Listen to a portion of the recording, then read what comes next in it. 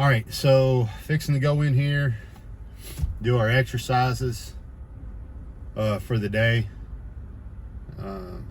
Right now we're on a push-pull split, push-pull legs. And the reason I'm doing the push-pull legs is because I wanted to hit 2 body parts in 1 week. And I wanted to do that with all body parts, right? So biceps, triceps, chest, traps, back, legs, wanted all of it in twice a week, right? And so push-pull legs allows me to do that. So on push days, you know, you hit your chest and your shoulders,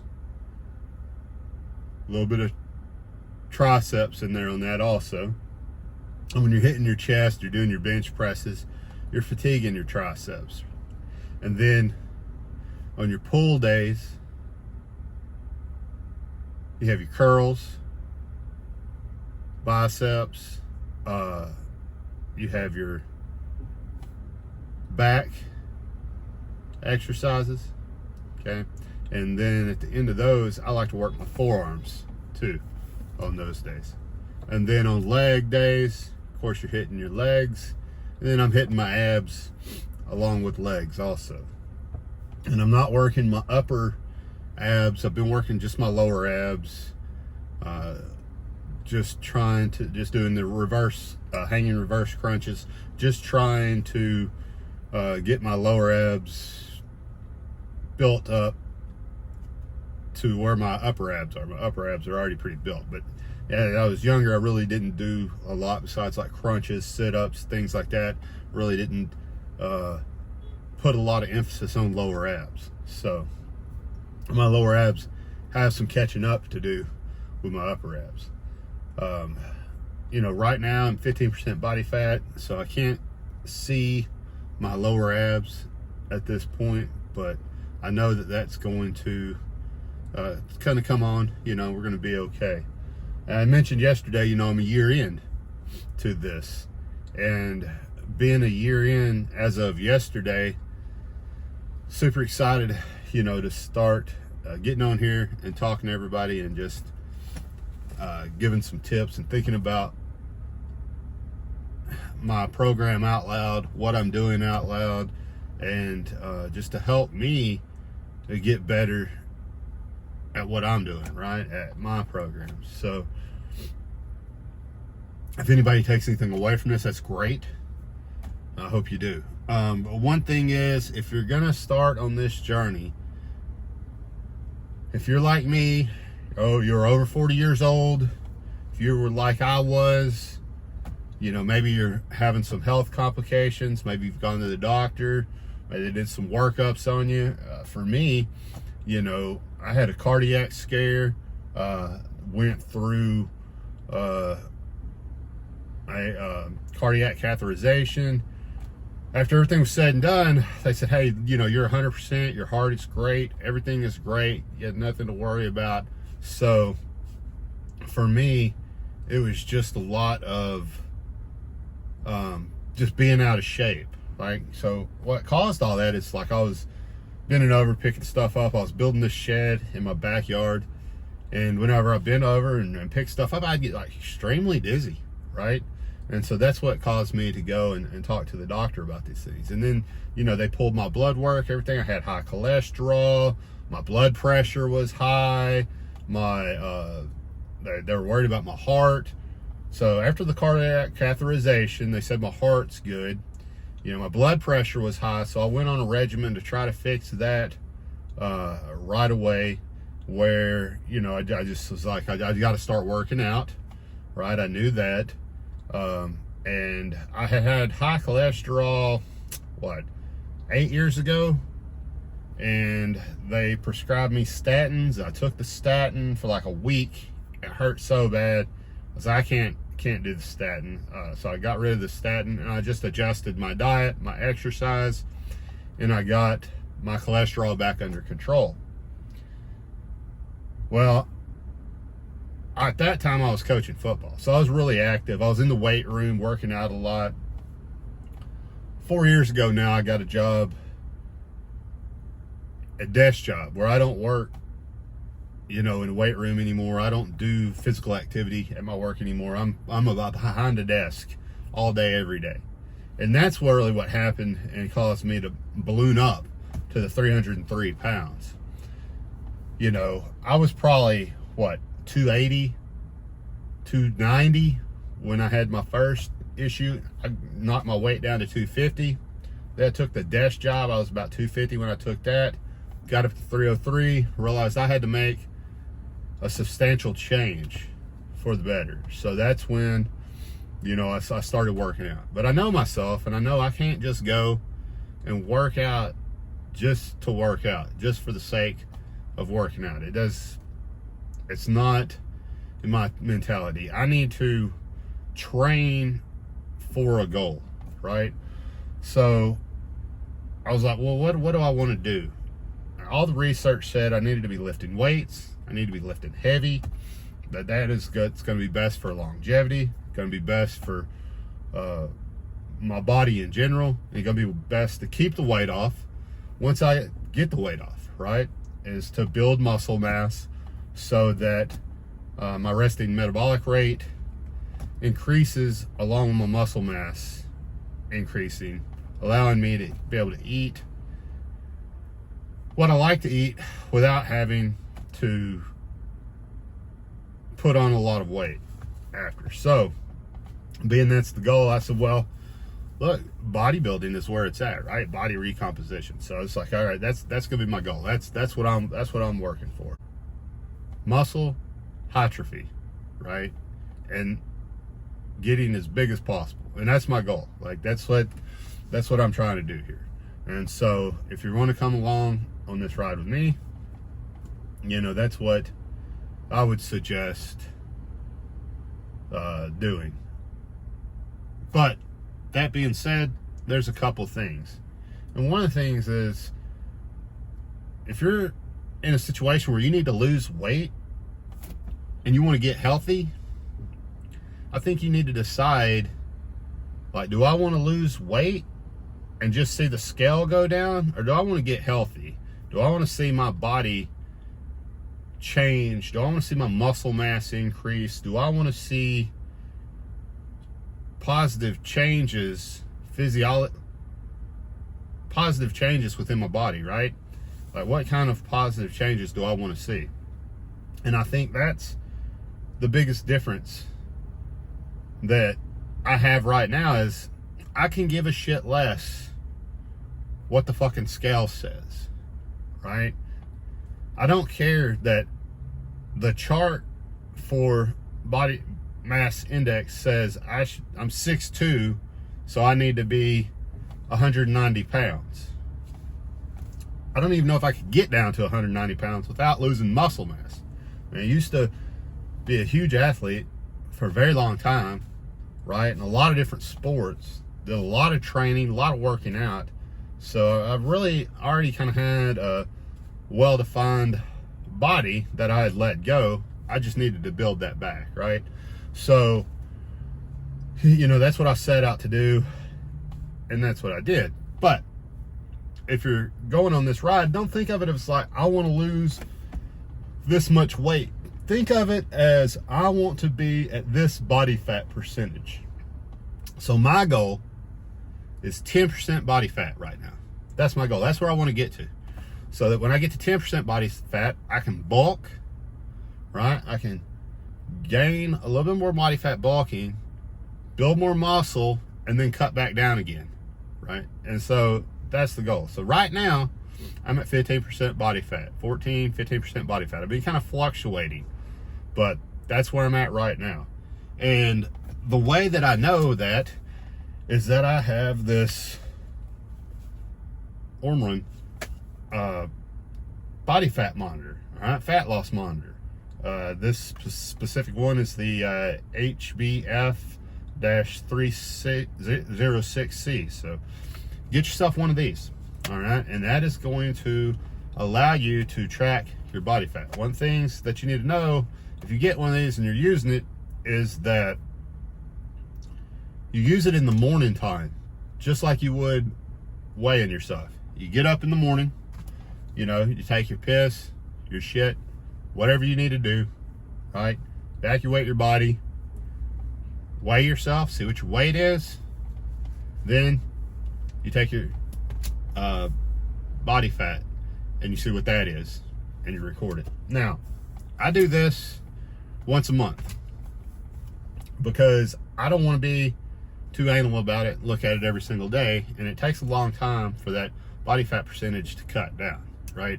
So there's no sense in doing that every single day.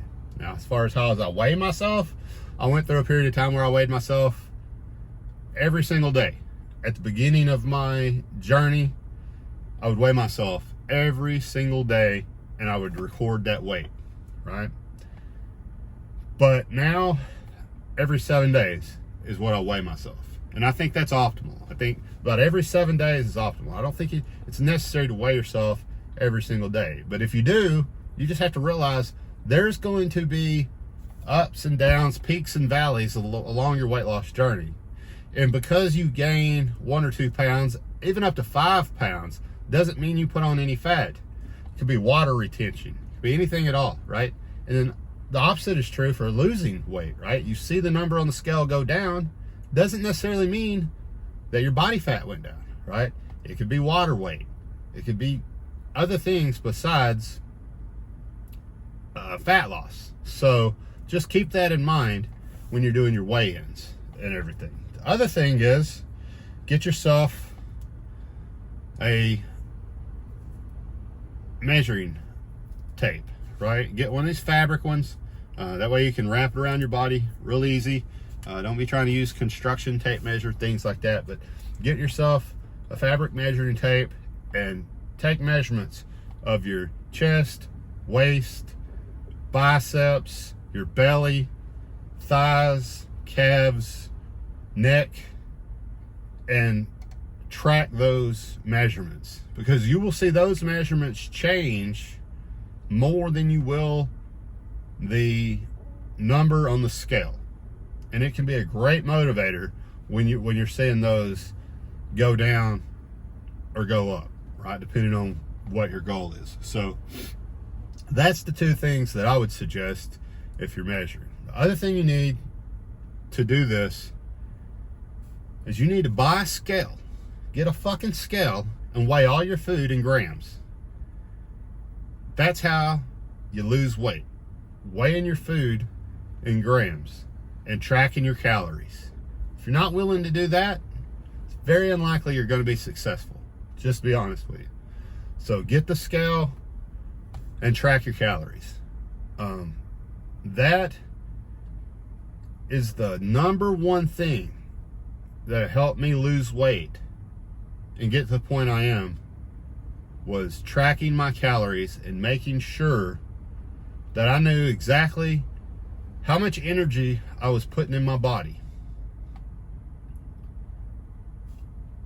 There's a lot of different ways to go about this, but the most important thing to do whenever you cut your calories down is to make sure that while you're in that calorie deficit, you're getting 1 gram of protein for every pound of body fat that your goal weight is, right? And you say, well, how do I check my goal weight? Well, that's where we're going to use the BMI chart. That's like that's one of the only times we're going to use this BMI chart for like 2 things. But one thing you're going to do, get your BMI chart. Look, how tall are you? 6'2".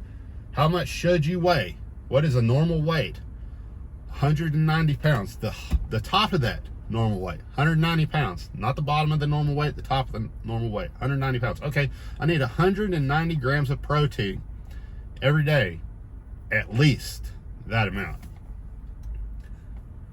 Once you do that, now you can say, all right, how many calories do I need to consume, right, to be in a calorie deficit? So to determine how many calories you need to be in a calorie deficit, what is it? You can take your weight and then you can multiply it by what, 0.12, and then I believe that gives you the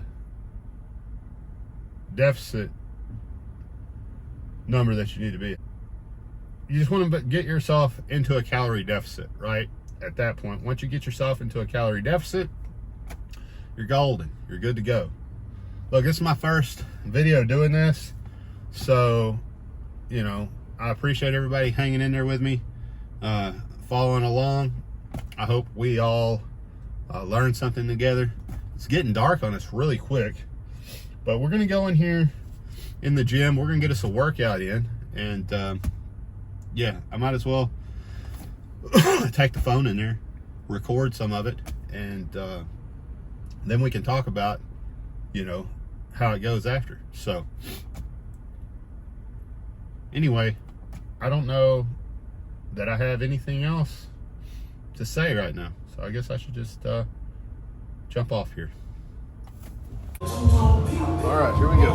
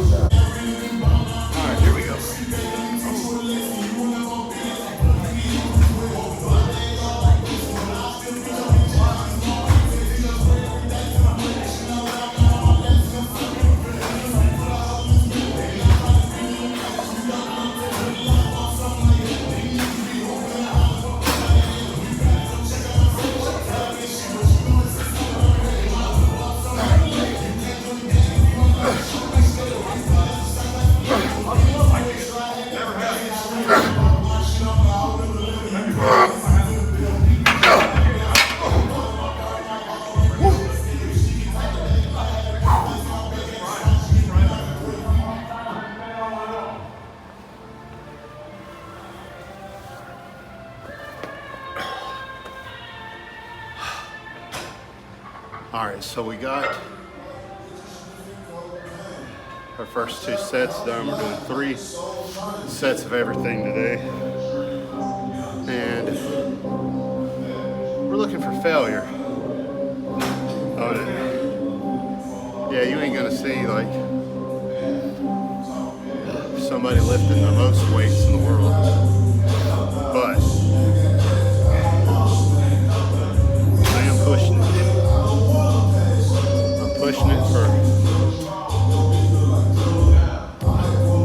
what I got, yeah, and that's what's important. So really what we're looking to do here is push these sets to failure and do as much as we can. Now the first set I hit 12 easy without hitting failure. Now, should I push on that first set? Just push it until failure? Probably. But that's not how I programmed my lifts. So I'll get into lift programming later. Right now, my programs are set up so that I hit 12 and 12 3 times in a row. This time I move up my weights. So that means when I move up my weights, I'll be able to hit 10, 8, 6, right? Next 2-3 weeks, you know, 12, 10, 8, right?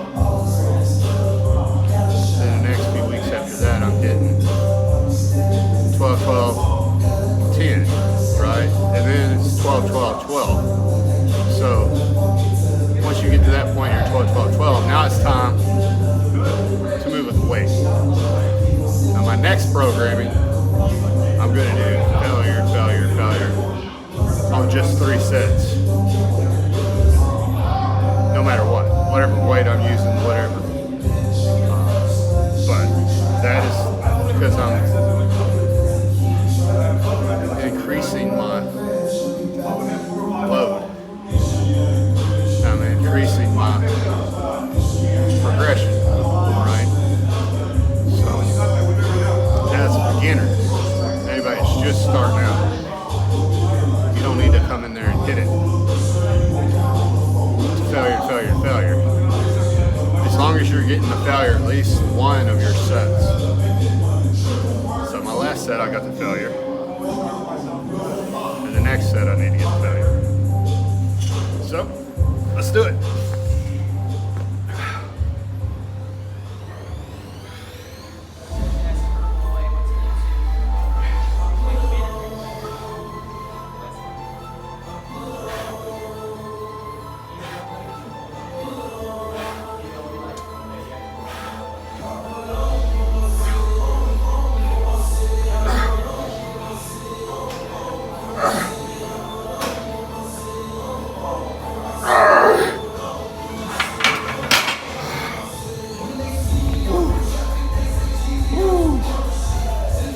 That's it.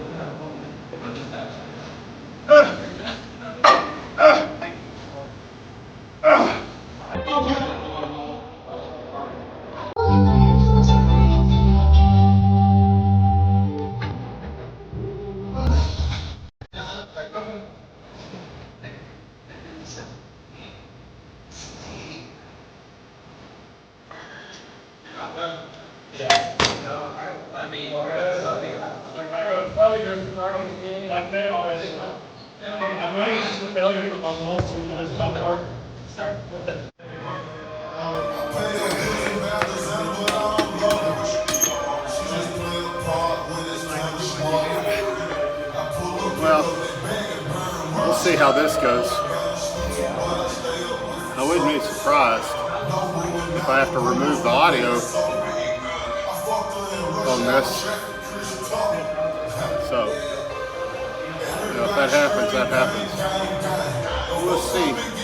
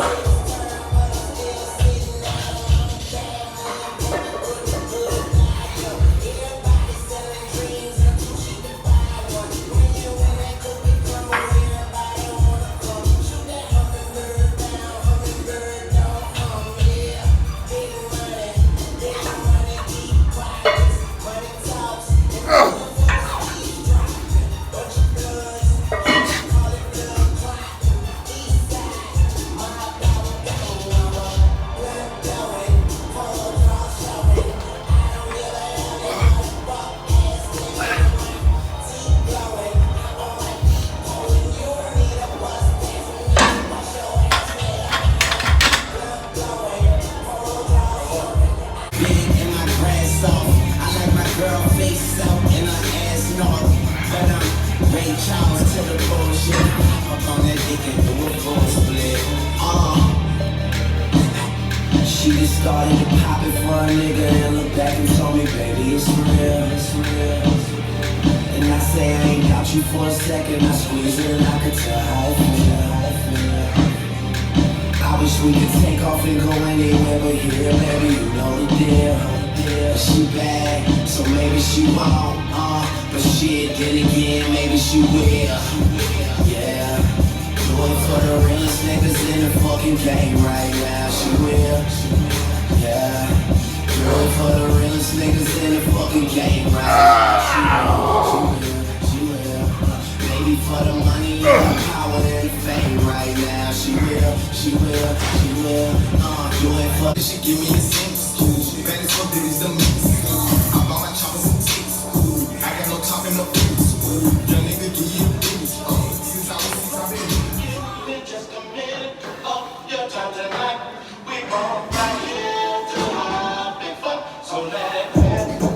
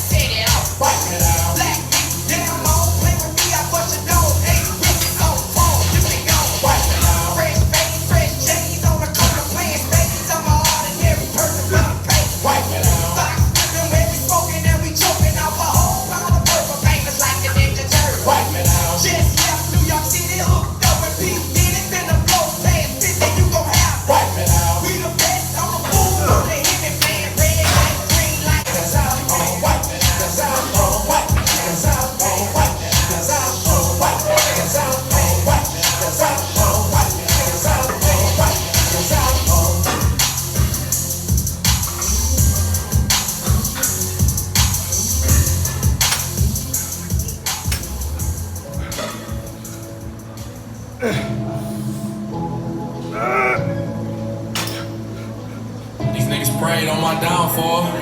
These niggas prayed on my downfall. On no 10, bitch, I stood tall. Show these disloyal niggas how to ball. Go get a thermometer for the pot. I need this shit cooked right. Let's keep that water 400 degrees Fahrenheit. You ever been inside a federal courtroom? Nigga, you ever went to trial and fought for your life? Being broke did something to my spirit. Ass niggas to plug me. They act like they couldn't hear me. Look at me now, driving German engineering. You don't want your baby mama, fuck, keep the hoe from near me. Kilroy, remember when I used to use your L's to hit the road, hit the O and make them big boy sales? Move, remember when you had them green things meal with vacuum seals, trying not to have them green things smell? We had a really good workout today. You saw what I was talking about earlier. I don't know if that's going to be able to come through, but the way that I have scheduled my progression with my workout is that I want to hit 12, 12, and 12 reps, right? So if I go 12 reps, whether I've hit failure or not, I stop. Second set, I do 12 reps, whether I've hit failure or not, I stop. Third set, whether I hit failure or not, I stop at 12 reps. If I get through 3 sets at 12 reps, then I'm going to go up and wait, which you saw me do with my lateral raises today. I hit 12, 12, and 12, 50 pound dumbbells, and then I went up in my weight to 55s. And I could only do 8 reps, one set of 8 reps before I got to failure. But I'm definitely going to do that set to failure because I didn't get stimulus from the other 3 that I've done because I didn't hit failure. Everything else I hit failure within those reps, right? Whether it was getting 12, 10, and 8, or whether it was getting like 11, 8, and 7. So that's always the goal, to hit failure or hit 12. And when I hit 12 3 times, progress my weights up. I think on my next routine, I'm going to change that to hitting failure on every set. But I'll go through my programming with you and explain why I've done this. But when we're starting back, we don't want to just jump right into every set to failure. You're already going to get newbie gains. You just need to make sure you're taking at least one of your sets to failure. Now, most sets I take to failure, honestly, doing this method. But it's a great method. Now, I don't know if they're going to let me keep my audio on while I was in the gym on YouTube, because they play the music very loud in my gym and they might cut it off.